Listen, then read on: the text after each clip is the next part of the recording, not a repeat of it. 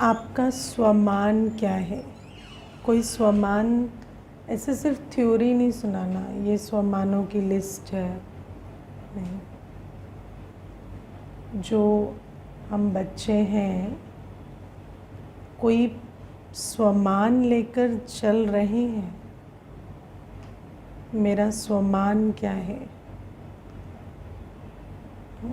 कौन कौन है जो स्वमान लेकर चल रहे हैं? हाँ जी, क्या स्वमान है पदारविंद भाई का? परमधाम निवासी श्रेष्ठ आत्मा हो और शांत आत्मा हो और मास्टर सुखदाता हो और परम पवित्र आत्मा हो। देखो क्या है कि बाबा भी जो स्वमान हमें देते हैं उसमें भी बहुत वैरायटी है। जैसे मैं आत्मा हूँ, ये स्वमान तो कई लेकर जाते हैं यहाँ से, है ना। जब आते हैं बाबा के घर में तो पहला ही चैप्टर है मैं आत्मा हूँ, और मैं आत्मा हूँ ये स्वमान लेकर कई जाते हैं। फिर लेकिन जो हम बच्चे जो क्लास में बैठे हैं, जो रोज़ मुरली सुनते हैं, हम सिर्फ वो बच्चे नहीं हैं जो पहला चैप्टर पढ़ते हैं या धारण करते हैं। मैंने देखा है कि जब कोर्स होता है तो पहले दूसरे तीसरे चैप्टर पे सभी एग्री करते हैं, है ना। मैं आत्मा हूँ, शिव बाबा परमात्मा है और हम परमधाम निवासी हैं। लेकिन उसके बाद जब बात आती है सृष्टि चक्र की, कल्पवृक्ष की, है ना, तो वहाँ पर ये हिस्ट्री है या नहीं, रिपीट होता है या नहीं, वो सारे प्रश्न आते हैं। तो हम जो बच्चे यहाँ बैठे हैं, हम वो बच्चे हैं जो सृष्टि चक्र, कल्पवृक्ष, है ना, सबके साथ बाबा की उस ज्ञान को धारण करके बैठे हैं, है ना। हमारा कोई वहाँ मतभेद नहीं है, ऐसी ही बात है ना। या अभी भी कोई क्वेश्चंस है, अगर क्वेश्चंस हैं तो हम मुरली नहीं समझ सकते। अगर वहाँ क्लैरिटी नहीं है तो मुरली हमें धारण नहीं होगी, मुरली हमें समझ में नहीं आएगी। तो बाबा हमें कहते हैं हम वो बच्चे हैं जिन्होंने कल्पवृक्ष का ज्ञान समझा है, और हमें ये मालूम है कि इस सृष्टि में सर्व आत्माएं एक नहीं है, एक जैसी नहीं है, है ना। सब आत्माएं जो हैं वो अलग अलग हैं, और सिर्फ आत्माएं अलग अलग नहीं है, हमारे अलग अलग वर्ण भी हैं। बाबा कई बार मुरली में हमें कहते हैं कि मैं तुम्हें वर्णों का राज समझाता हूँ, है ना, जन्मों का राज समझाता हूँ। तो आत्मा का ज्ञान जन्मों का ज्ञान नहीं है। बाबा हमें कहते हैं ना चक्र का ज्ञान। एक तो बाप का ज्ञान किसी को नहीं है, फिर चक्र का ज्ञान किसी को नहीं है। तो अपने जन्मों को जानने वाले, अपने वर्णों को जानने वाले हम बच्चे हैं। सिर्फ मैं आत्मा हूँ जानना वो तो कई जानते हैं, है ना। आजकल टीवी पर भी जो सुनते हैं या वैसे भी सुनते हैं वो भी जानते हैं मैं आत्मा हूँ, मेरे पास अपने मन बुद्धि को न्यारा करने की ताकत है। लेकिन उतने तक तो बहुत पहुँचते हैं, लेकिन बाबा के साथ संबंध का अनुभव करना, आज बाबा कहते हैं बाबा जो है जैसा है वैसा उसे जानना और उसके साथ योग लगाना, ये अनेक नहीं करते, है ना। क्योंकि बिंदी के साथ योग लगाना और बाबा के साथ योग लगाने में बहुत अंतर है ना। तो मैं आत्मा हूँ तक तो धारणा कईयों को होती है, लेकिन बाबा मेरा बाबा है, संबंधों का अनुभव करना, बाबा कौन है, कैसा है, बाबा के कर्तव्य क्या है, उस रूप से उसको समझकर बाबा के साथ वो ताकत ले पाना, ये भी अनेकों के लिए पॉसिबल नहीं होता।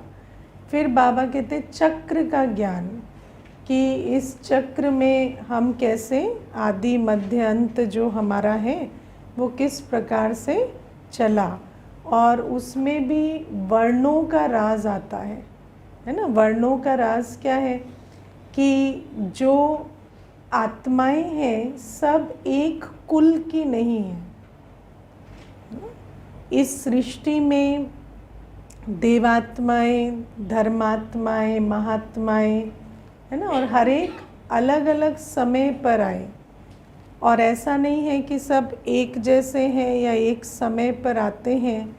तो बाबा ने हमें समझाया कि जो देव आत्माएं थी वो अभी क्या बन गई हैं, हाँ, अभी क्या बन गए, ब्राह्मण आत्माएं बनी है ना। तो अभी हम ये पहचान पाते हैं कि मैं देवात्मा सो ब्राह्मण सो फरिश्ता सो देवता बनने वाली आत्मा हूँ, है ना। तो ये हमें अपने आप को चेक करना है कि हम कितने ऊंचे स्वमान में रहते हैं, क्योंकि बाबा हमें कहते हैं कि इस सारी दुनिया में जब भी कोई आएगा, जो भी आत्मा जब भी आएगी तो पावन आएगी और पुनर्जन्म ले लेके पतित बन जाएगी। लेकिन सिर्फ ब्राह्मण आत्माएं वो आत्माएं हैं जो ये बीड़ा उठाएंगी कि पावन बनकर दुनिया को पावन बनाना। बाकी तो सभी चढ़ती कला तेरे बहाने सर्व का भला में रहेंगे, है ना। हम चढ़ेंगे तो वो भी मुक्ति में जाएंगे, वो भी अपना जो भी वर्षा ले लेंगे, जब भी उनको आना है वो आएंगे। लेकिन ये जो जिम्मेवारी उठाने वाली आत्माएं कि हमें पावन बनकर पावन बनाना है, मुझे पावन बनकर पावन बनाना है, मैं कल्प कल्प परमात्मा के साथ पाठ बजाने वाली वो विशेष ब्राह्मण आत्मा हूँ, पूर्वज आत्मा हूँ, ये बात समझ में आती है, ये बात धारणा में आती है, ये प्रश्न है। क्योंकि फिर कई बार क्या होता है कि हर चीज़ को बेहद से हद में ले आते हैं, है ना। तो जैसे कहेंगे कि पूर्वज आत्मा, तो हम घर में 4 लोगों के पूर्वज हैं, है ना। तो वो जो 4 आत्माएं हैं वो तो अज्ञानी हैं, तो वहाँ पर मुझे सहना है, वहाँ पर मुझे समाना है। नहीं, बाबा कहते हैं पूर्वज आत्मा माना विश्व कल्याण के निमित्त हैं हम। अब हमारा पुरानी दुनिया से कोई नाता रिश्ता नहीं है ना। बाबा कहते तुम्हारा इस पुरानी दुनिया से कोई नाता और नहीं है। पुरानी दुनिया में क्या क्या आता है, पुराना शरीर, संबंध, कार्य। बाबा कहते तुम्हारा इससे अब कोई नाता नहीं है। आप समझते हो, हम वो बच्चे हैं जो कल्प कल्प इस स्थिति में पहुंचते हैं कि पुरानी दुनिया है, वो पुराना शरीर भी है, संबंध भी है ना, सारा कार्य भी है, लेकिन अब मेरा वो कार्य नहीं है। वो तो जैसे वैसे भी शरीर चल ही रहा है, संबंध, है ना। अगर हम ऊंचे बनेंगे तो संबंधों में भी स्नेह से चलेंगे ही, या कार्य भी अब तो सबको अपना काम आता ही है, तो वो तो रूटीन में चलता रहता है। लेकिन अब हमारा इससे कोई नाता नहीं है, माना हम इसमें कोई इमोशनली इन्वेस्टेड नहीं है, या हमारी कोई मन बुद्धि इसी में नहीं लगी रहती, या उसके बारे में सोचना या उसे ध्यान देते रहना, हमारा ध्यान वहाँ नहीं है ना। वो हम करते हैं क्योंकि समय बहुत है तो वो भी चलता है साइड में, लेकिन हमारा ध्यान, हमारा फोकस ऑफ अटेंशन, हमारा फोकस ऑफ लाइफ क्या है ना, श्रीमत पर चल पावन बन पावन दुनिया बनाना। तो बाबा कहते हैं इतना हमें समझ होनी चाहिए, सिर्फ ये नहीं कि मैं आत्मा हूँ, लेकिन मैं कौन सी आत्मा हूँ। क्योंकि जो प्रश्न गीता में भी जो मेन प्रश्न है वो है ये है कि तुम अपने कुल को जानो, है ना, तुम अपने कुल को जानो, कुल को पहचानो। तो बाबा कहते हैं कि आत्मा तो सभी हैं, लेकिन मैं कौन सी आत्मा हूँ इसको समझ कर चलते हैं। क्योंकि आत्मा तो कमज़ोर भी है, आत्मा तो पाप आत्मा भी है, आत्मा तो हर प्रकार की आत्मा है ना। आज आत्मा में ही संस्कार है। तो क्या मैं आत्मा हूँ जितने तक ही पहुँच रहे हैं, या मैं ब्राह्मण आत्मा हूँ। शिव बाबा ने मुझे ब्रह्मा मुख से अडॉप्ट किया है, शिव बाबा मेरे द्वारा स्थापना का कार्य करा रहे हैं। इतना स्वमान में रहते हैं, क्योंकि हमें समझना है। बाबा ने हमें चित्र तो दिखा दिया कि तुम कल्प वृक्ष की जड़ों में बैठे हो, लेकिन हमें हमेशा वो चित्र बुद्धि में रहता है कि मैं कल्प वृक्ष की जड़ों में बैठी हूँ। कल्प वृक्ष की जड़ों में बैठी हूँ माना मेरा संबंध डायरेक्ट बीज से है। डायरेक्ट बीज बाबा मुझे शक्ति भर रहे हैं, मुझे वर्षा दे रहे हैं, मुझ पर सब कुछ लुटा रहे हैं। क्यों लुटा रहे हैं? हाँ, इतनी जो पालना मिल रही है, कई तो क्या होता है मुरली मंथन सब एंटरटेनमेंट क्लास की तरह सुन लेते हैं, है ना। ऐसे ही बस कुछ नया मिल रहा है, कुछ एक्साइटिंग हो रहा है, कुछ नई बात सुनने को मिल रही है। नहीं, बाबा हमें जो इतनी पालना दे रहा है, और ये समझना कोई मनुष्य किसी को पालना नहीं दे रहा है। शिव बाबा इतनी पालना हम बच्चों को दे रहे हैं, इतना हमारे को ज्ञान का खजाना लुटा रहे हैं, गुण शक्तियाँ दे रहे हैं, इतने हमारे, है ना, विघ्न विनाश हो रहे हैं। तो ये सब कुछ किस लिए? क्योंकि बाबा हमारी तरफ उम्मीद से देखता है कि ये जो विश्व परिवर्तन का कार्य है, ये हम बच्चे बलिहार होकर करेंगे, है ना। बलिहार होना जानते हो? हाँ, दान और बलि दो अलग चीज़ें होती हैं। दान तो आप अपनी स्वेच्छा से देते हैं, बलि आप वैसे देते हैं जो भी। बलिहार माना सब कुछ स्वाहा करना, है ना। बलिहार मतलब ये नहीं कि मेरा ये दिल है तो मैं इतना करूं, ऐसा करूं। जब हम अपनी जीवन बलिहार जाते हैं तो बाबा इतनी पालना हम बच्चों को क्यों दे रहे हैं? क्योंकि बाबा कहते हैं तुम्हें रियलाइज़ करना है कि तुम वो बच्चे हो जिनको अभी बाबा पर बलिहार जाना है, और बाबा को तुम पर फिर 21 जन्म बलिहार जाना है। तो हमारा वो संबंध है बाबा के साथ। अब हम पुरानी दुनिया में, पुराने संबंधों में, पुराने शरीर और कर्तव्यों में भटकने का समय नहीं है, है ना। दुनिया में समझ तो हम सभी को ज्ञान कोर्स कराते हैं तो यही कहते हैं कि आप चारों तरफ देखो, सब कुछ विनाशी है ना, और आप अविनाशी हैं। तो वो तो ठीक है, लेकिन वो जो विनाशी दुनिया है, अब वहाँ से हमारा बुद्धि का लंगर पूरा उठ चुका है।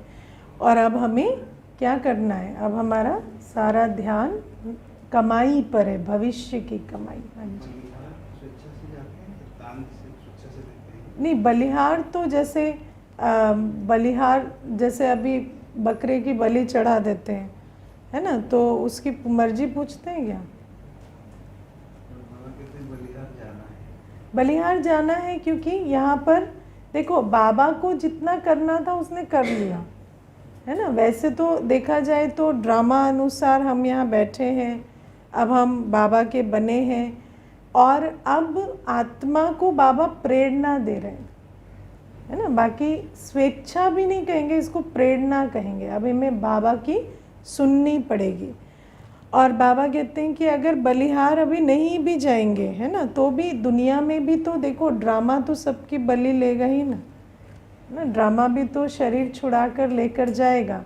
लेकिन बाबा कहते हैं तुम जो अभी बलिहार जाएंगे, जो समझ के आधार से तुम बलिहार जाएंगे, क्योंकि संस्कारों की युद्ध तो उसमें भी होती है, लेकिन ये जो बाबा समझ दे रहे हैं, शक्ति दे रहे हैं, पालना दे रहे हैं, उस आधार से जब हम अभी बलिहार जाते हैं तो फिर बाबा हम पर 21 जन्मों के लिए बलिहार जाते हैं।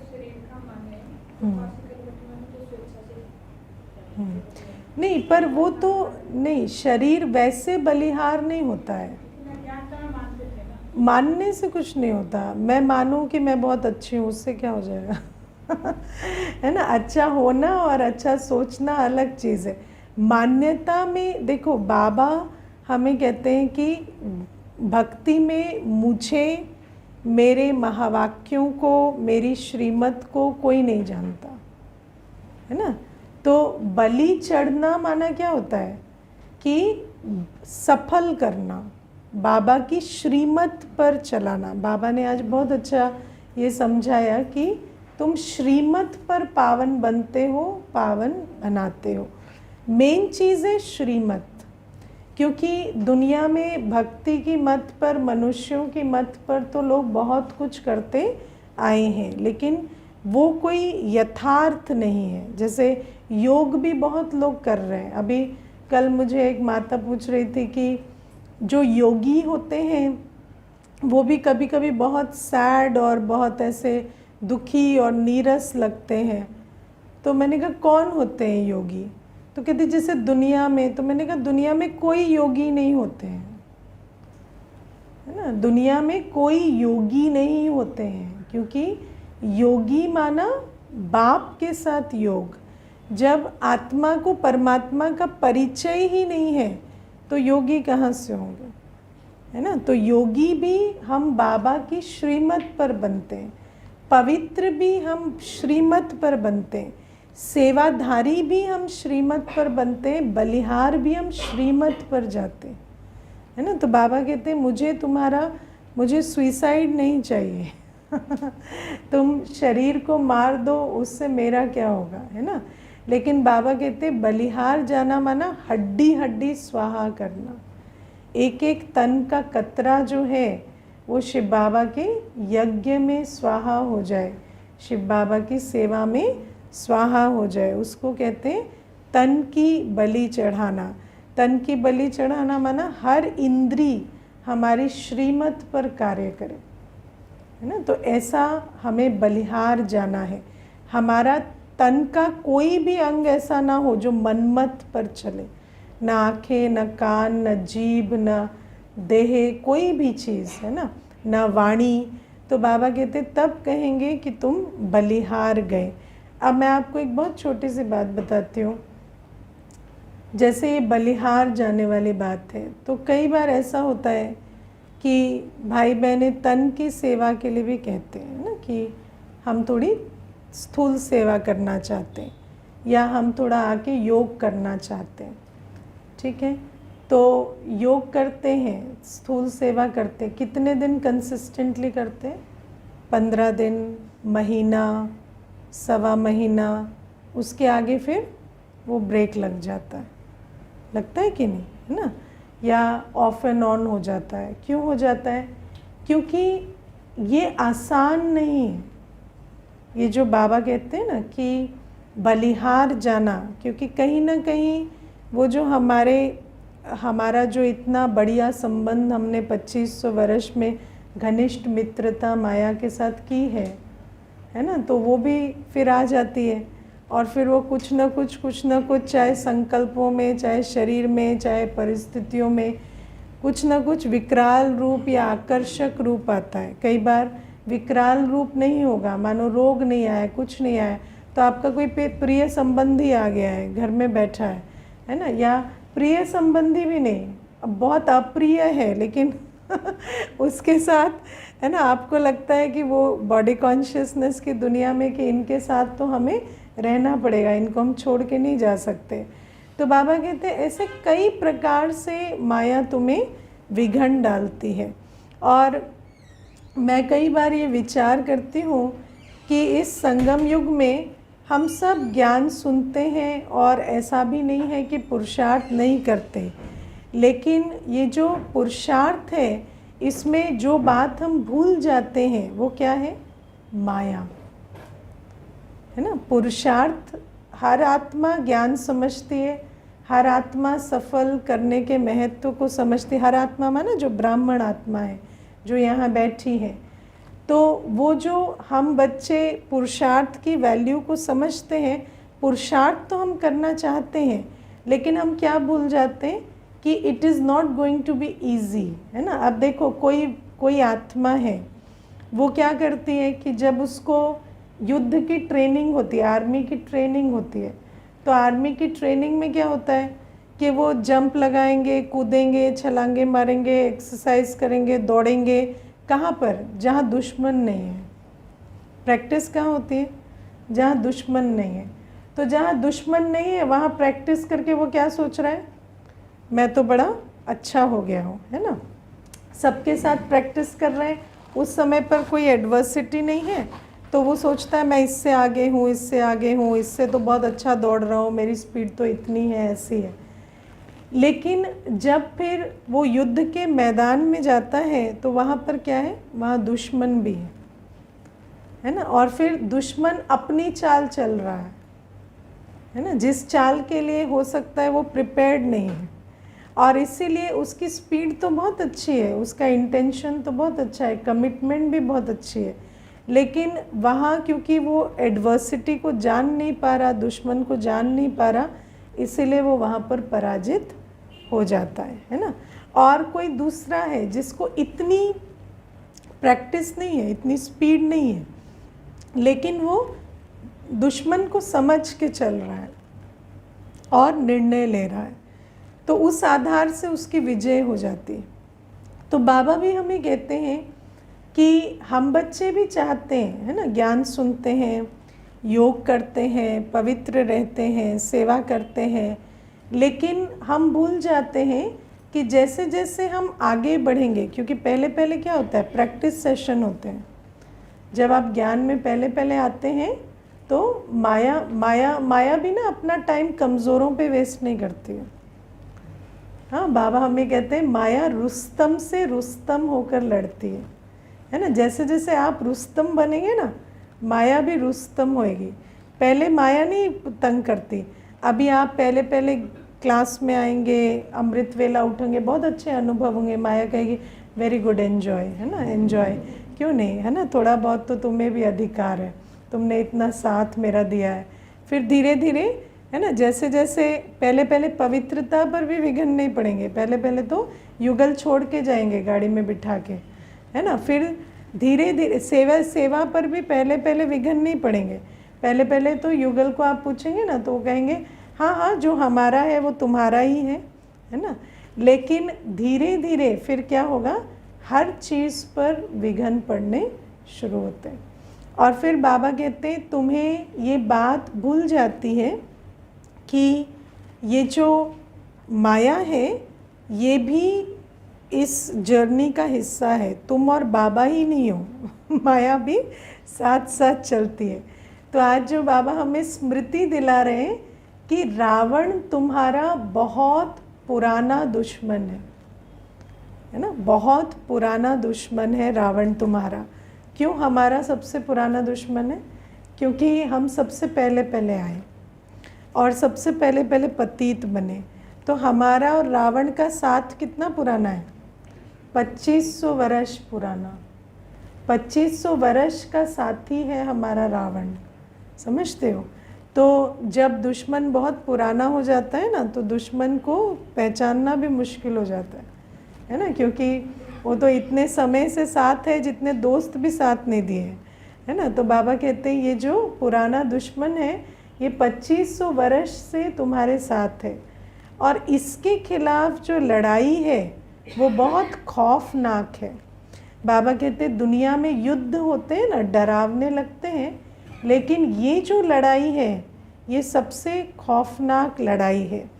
और बाबा ने इसके लिए हमें क्या बताया कि जितना तुम बाबा को याद करेंगे उतना तुम पे बल भरेगा और तुम रावण पर विजय पा सकेंगे।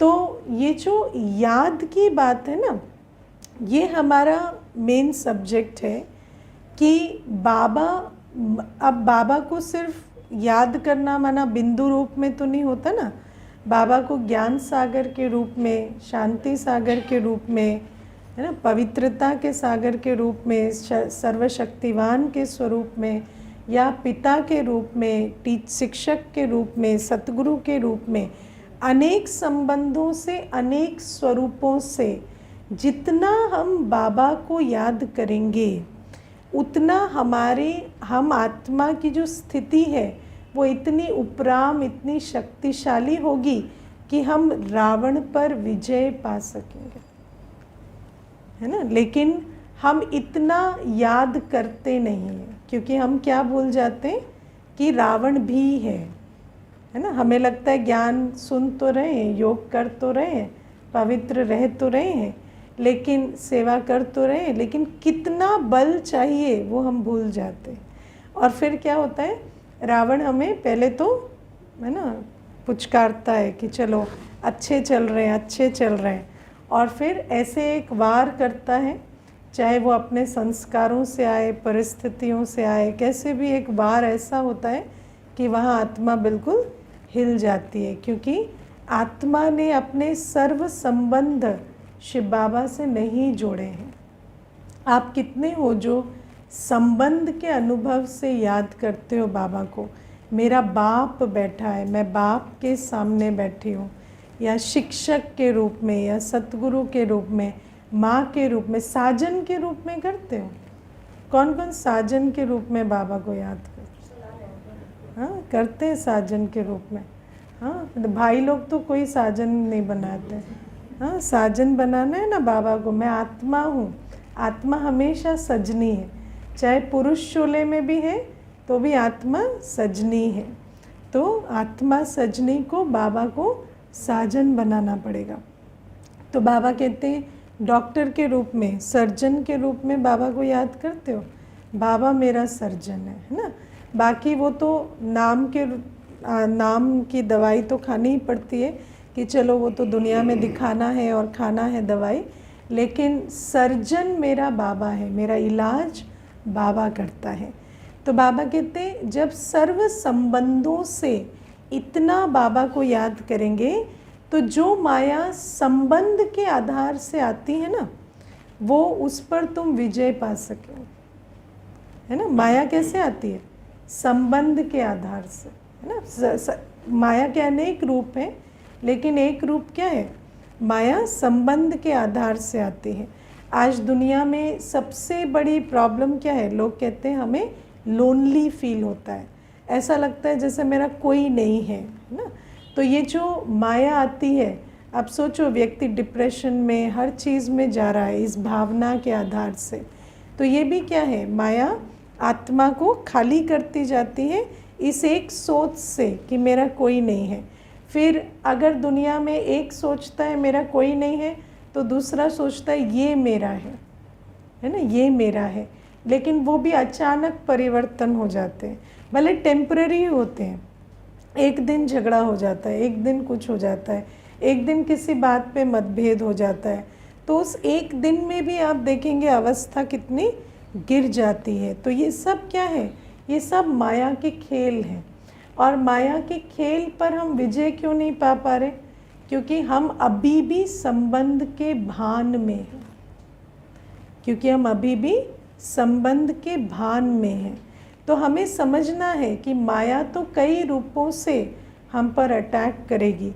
कभी शरीर के भान से, है ना, शरीर में रोग आता है, शरीर में कष्ट आता है, शरीर में कोई एक्सीडेंट हो गया, कुछ बात हो गई, है ना। तो शरीर की जब कष्ट आते हैं, रोग आते हैं, कोई बात आती है, तो बाबा कहते हैं जितना तुमने योग बल जमा किया होगा, तुम्हारे अंदर शरीर से परे रहने की, देहभान से परे रहने की अवस्था होगी, ताकत होगी, और उतना तुम फिर माया पर विजय पा सकेंगे। माया क्या करती है?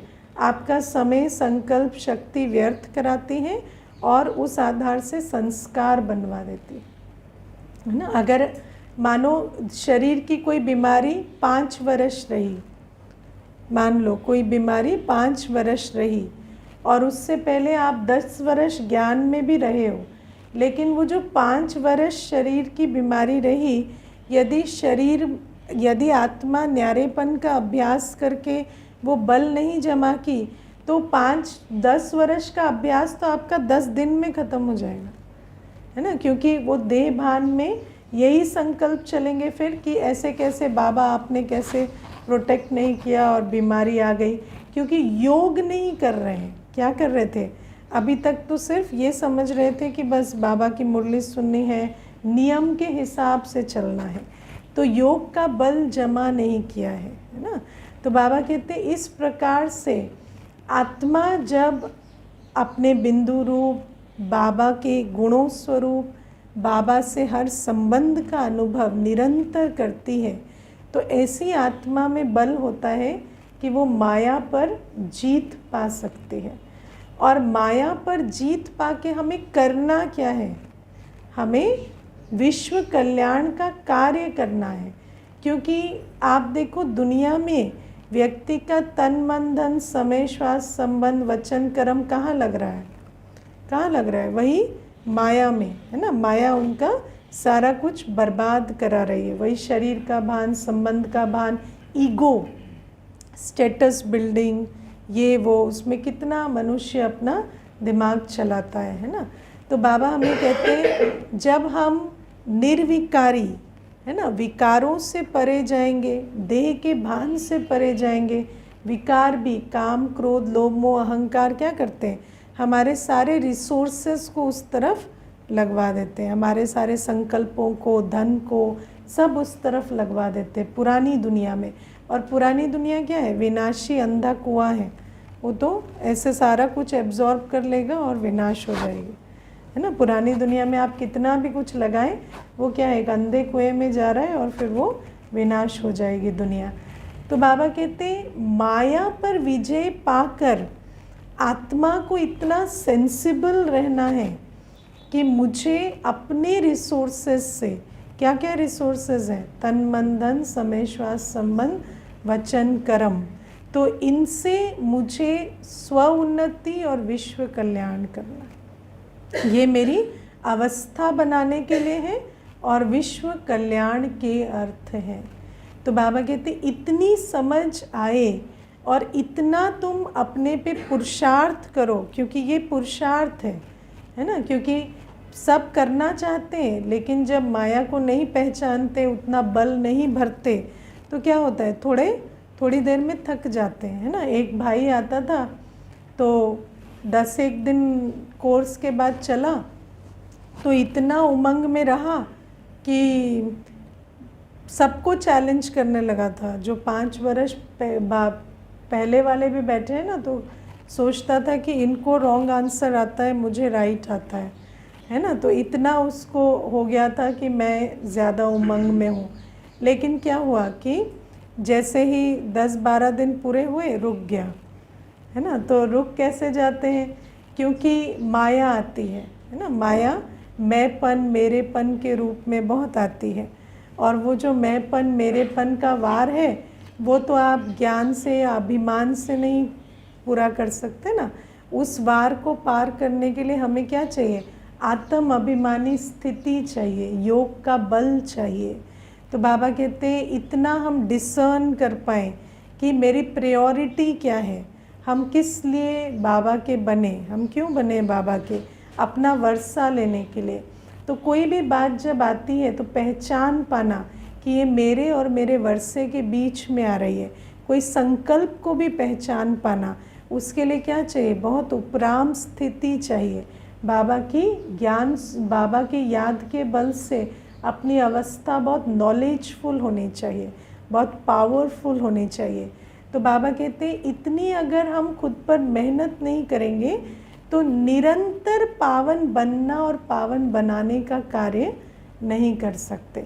थोड़े समय कर लेंगे, लेकिन निरंतर यदि हमें ब्राह्मण जीवन का अपना कार्य करना है तो हम वो नहीं कर सकेंगे यदि इतना मेहनत हम स्वयं पर नहीं करते। तो आज की सारी मुरली इसी बारे में है कि मैं ब्राह्मण आत्मा हूँ, मुझे श्रीमत पर पावन बनकर विश्व कल्याण करना है, और रावण मेरा बहुत पुराना दुश्मन है। मुझे बाबा की याद से, श्रीमत के बल से, है ना, मुझे रावण पर विजय पानी है। और बाबा ने आज हमें बहुत अच्छी बात कही कि गृहस्थ व्यवहार में रहते तुम्हें अगर पवित्र बनना है, नष्टो मोहा होना है, तो तुम क्या करो, श्रीमत पर चलो और पवित्र बनो, है ना। क्योंकि जब हम पवित्र नहीं बनते, श्रीमत पर नहीं चलते, तो ये जो पतितों के साथ लेन देन है ना, भोजन की और हर प्रकार की, देखो पवित्रता में हमें बाबा ने कई मर्यादाएं बताई हैं। एक तो काम विकार, फिर पतितों के हाथ का भोजन नहीं खाना, है ना, बेड पतितों के साथ शेयर नहीं करना, या बेड तो किसी के साथ भी शेयर नहीं करना। तो इस प्रकार की जो मर्यादाएं हैं, जो हमें पवित्रता की मर्यादाएं हैं, है ना, काम विकार, भोजन, क्योंकि इन सब से हमारी बुद्धि भ्रमित होती है। ये देहभान में लाने वाली चाल चलन है ना। क्योंकि जिसके हाथ का आप अन्न खाएंगे उससे आपका दिल जुड़ेगा, उससे आपका बुद्धि योग जुड़ेगा। यहाँ तक कि आप सोचो कि कोई बना भी नहीं रहा, आपको रोज़ परोस के खिला रहा है ना, आपकी दिल उससे भी जुड़ जाती है ना। तो इतना हमें हर चीज़ में पवित्रता की धारणा रखनी होती है कि भोजन किसका है, भंडारा किसका है ना, हमें भोजन कौन खिला रहा है। क्योंकि कई बार जब एक आत्मा भोजन बना के आपको रोज़ परोस भी रही है ना, तो कहीं ना कहीं ये आता है, ये खिला रहे हैं और हम खा रहे हैं, या ये प्यार से परोसते हैं और हम रोज़ स्वीकार करते हैं, तो वो भी ये कर रहे हैं, हम ले रहे हैं, वो भी हमारी बुद्धि में जैसे बोझ की तरह चढ़ता चला जाता है।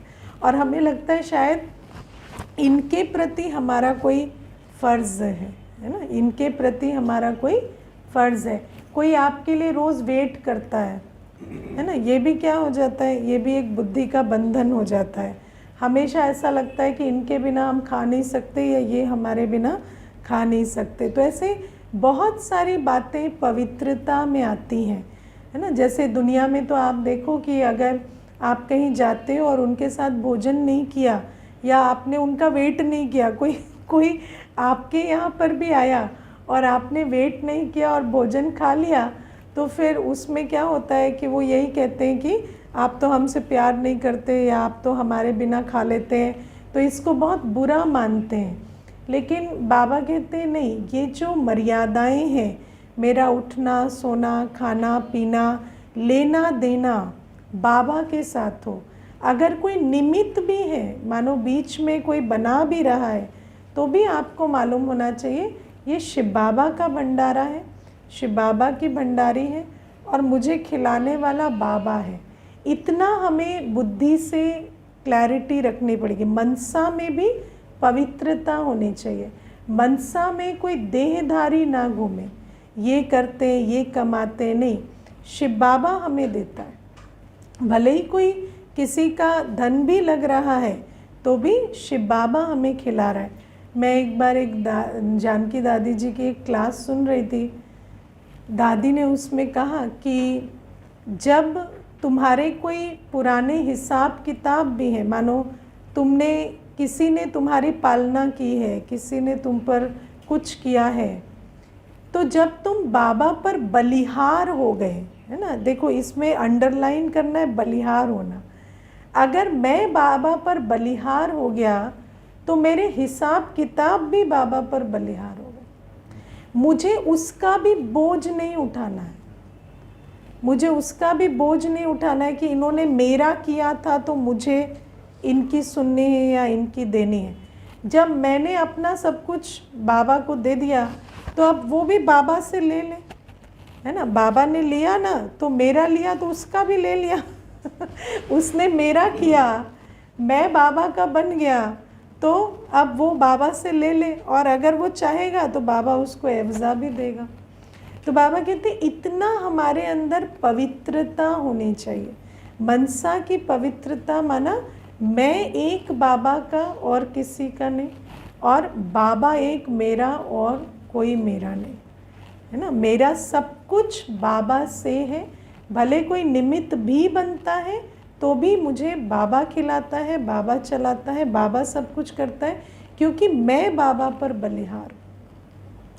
इतनी हमें क्लैरिटी होनी चाहिए, लेकिन अंडरलाइन करना बलिहार को, क्योंकि कई बार क्या होता है ना, जो सत्य है उसको सिर्फ एक रोमांटिक आइडिया की तरह ले लेते हैं कि हम बाबा के बन गए हैं, बाबा हमारा बन गया है ना, हमारे। अब अपने तो सारे हिसाब किताब बाबा को दे देंगे, बाकी कुछ नहीं देंगे बाबा को, है ना, ऐसे भी बहुत होते हैं।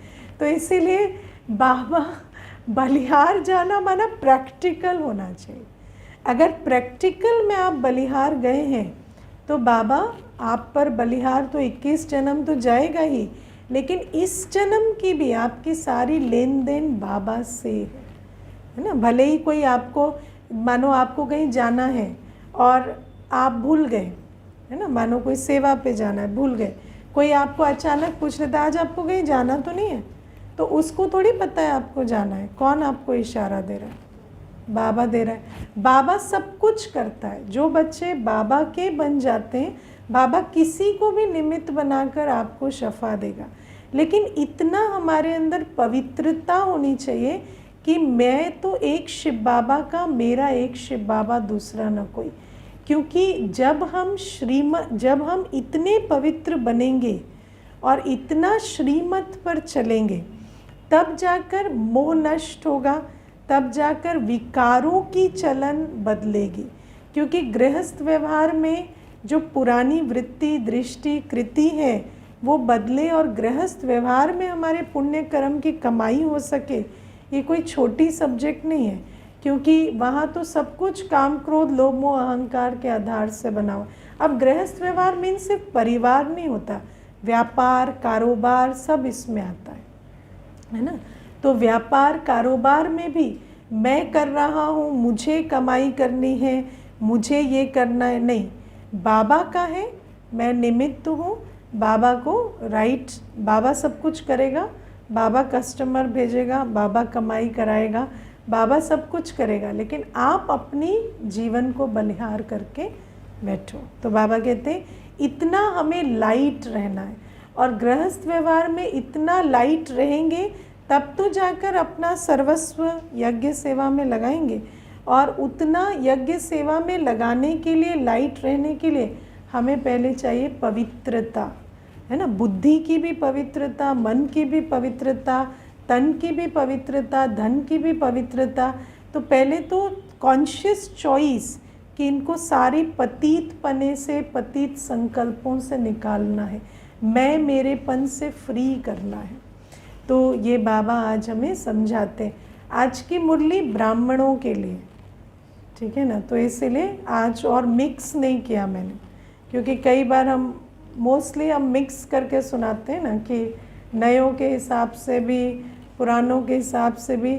अब मैं आपको ये भी बता दूं, नए और पुराने का भी ब्राह्मण से कोई कनेक्शन नहीं है। ब्राह्मण माना जब मेरे को समझ आया मैं आत्मा, मैं शिव बाबा का हूँ, ब्रह्मा मुख से अडॉप्ट हुआ हूँ, मेरा पर्पस विश्व कल्याण है, जैसे ही समझ आ गया तो आप ब्राह्मण हैं। आप सब लोग उस आधार से सुनना, समझना, और ये वृत्ति अगर अभी तक ये स्वमान नहीं धारण हुआ है कि मैं ब्राह्मण आत्मा हूँ, विश्व कल्याण के निमित्त हूँ, तो इस स्वमान को आप पक्का करते जाएं, क्योंकि पालना देने शिव बाबा ब्राह्मणों को आए हैं, है ना। वर्षा के अधिकारी, पालना के अधिकारी ब्राह्मण आत्माएं, है ना। तो इसीलिए ब्राह्मण नहीं बनेंगे तो फरिश्ता कैसे बनेंगे, देवता कैसे बनेंगे। तो इन बातों को समझ कर चलना है। और थोड़ा सा आज वो भी बात बता देती हूँ। बाबा कहते हैं आत्मा सब कुछ भासना लेती है, रसना लेती है, मीठा खट्टा सब आत्मा कहती है ना। तो और किस आधार से? संस्कार के आधार से, है ना। तो हर चीज़ का अनुभव, चाहे कोई भी इंद्री, जैसे ये तो हमें कहीं ना कहीं क्लियर हो गया कि जब हम कुछ देखते हैं तो वो हमें कैसा लगता है, अच्छा लगता है, प्यारा लगता है, कोई भी भाव आता है, कोई घृणा भाव आई, कोई वैसा आया, तो वो किस आधार से आता है? संस्कार के आधार से, है ना। जैसे आप देखो जो आसुरी भोजन खाते हैं उनको आसुरी भोजन देख के बहुत आसक्ति आती है, और जो आसुरी भोजन नहीं खाते उनको तो जैसे है ना, प्यूकिश फील होता है। तो क्यों होता है? क्योंकि वो भी क्या है, संस्कार के आधार से आप जो देखते हो, तो ये जो आँखों की कर्मेंद्री है ये किस आधार से काम करती है? संस्कार के आधार से। भावनाएं मन जनरेट करता है ना, फीलिंग्स मन जनरेट करता है, लेकिन वो जो मन में फीलिंग्स आती हैं वो संस्कार के आधार से आती हैं जब आप कोई दृश्य देखते हैं। ऐसे ही बाबा कहते हैं जीभ भी क्या है? कर्मेंद्री है। तो आपको कोई चीज़ खट्टी लगती है, मीठी लगती है, बहुत खट्टी लगती है, बहुत मीठी लगती है। एक ही टेबल पे आप देखना 3 लोग बैठे होंगे, आप पूछेंगे नमक ठीक है, तो एक कहेगा नमक तो आज बहुत डल गया है, दूसरा कहेगा नहीं नहीं बिल्कुल एक्यूरेट है, तीसरा कहेगा थोड़ा नमक पास करना, है ना, नमक ही नहीं डालते हो आप लोग, है ना। तो ये क्या है, ये नमकीन मीठा सब चीज़ें कैसे पता चलती? संस्कार अनुसार, है ना।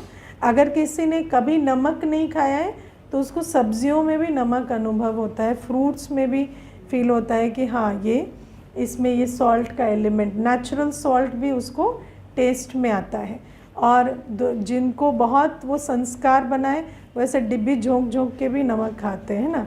तो बाबा कहते हैं कि ये सब क्या है, ये सब संस्कार के आधार से होता है। इसीलिए बाबा कहते हैं ये समझो कि जो 5 इंद्रियां हैं, इन 5 इंद्रियों को अगर हमें नियंत्रण करना है, आपको वो देखना है जो आप चाहते हैं, वो स्वाद लाना है जो आप चाहते हैं, इवन स्वाद के लिए भी, है ना, अगर आपको अपनी जीभ को भी टेम करना है तो आपको संस्कार को बदलना पड़ता है ना। और संस्कार मन बुद्धि सब किससे आते हैं?